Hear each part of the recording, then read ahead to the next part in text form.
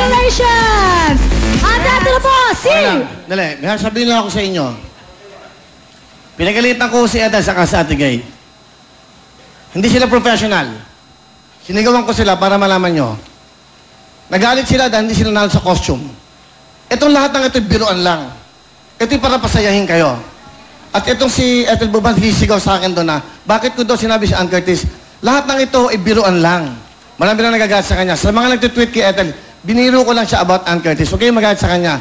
At sila lang, itong lahat ng ito'y katuwaan lang. Hindi ba pinapasaya lang namin kayo? Ang lalaki na ng ulo nyo. You don't do that to me. Dahil ako, binibigyan ko kayo ng pagkakataon sa buhay. I am the producer, I am the host, ako nag-iisip na ikagaganda. Ang iniisip ko dito, publiko, hindi kayo. Ngayon, natalo lang sa costume, nagagalit kayo? Ginagawa niyong kompetensya to, pinapasaya natin ng publiko, ang tao.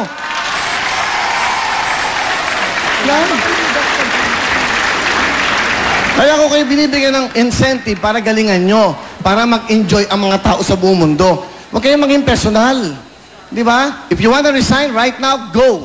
Hindi ko kayo pipigilan. You don't do that. Magrespeto kayo. Ethel, galing ka sa baba, inaangat kita. Ganyan ang gagawin mo sa akin. Mag-isip ka. Ate Gay, binibigyan ka ng break. Okay? Magkaroon kayo ng utang na loob. Kaya ako ginagawa yung... Hindi nyo ba napapansin? Nasa likod lang ako. Binabakapan ko lang kayo dahil kayo ang gusto kong umangat dito. Tapos ganyan ang ginagawa nyo. Mag-isip kayo. Magkaroon kayo at tumingin kayo kung saan kayo nanggaling. Huwag kayong umangat.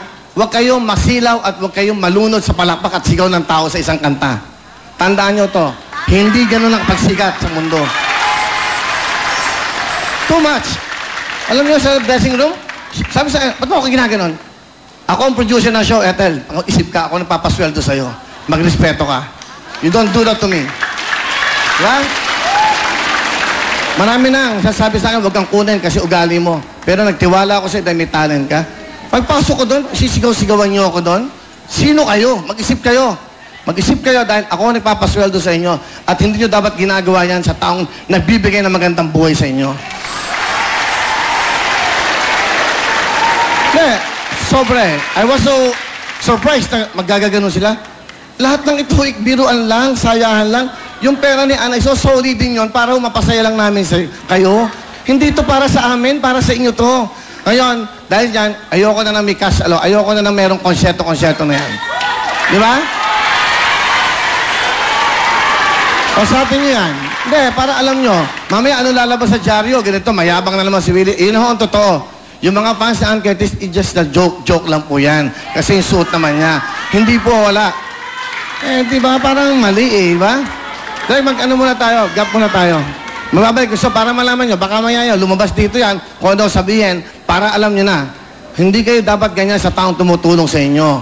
Tama? Okay. At hindi kami ang bida rito. Ang publiko ang bida sa programang ito. Babalik po kami para malaman nyo. We will be right back.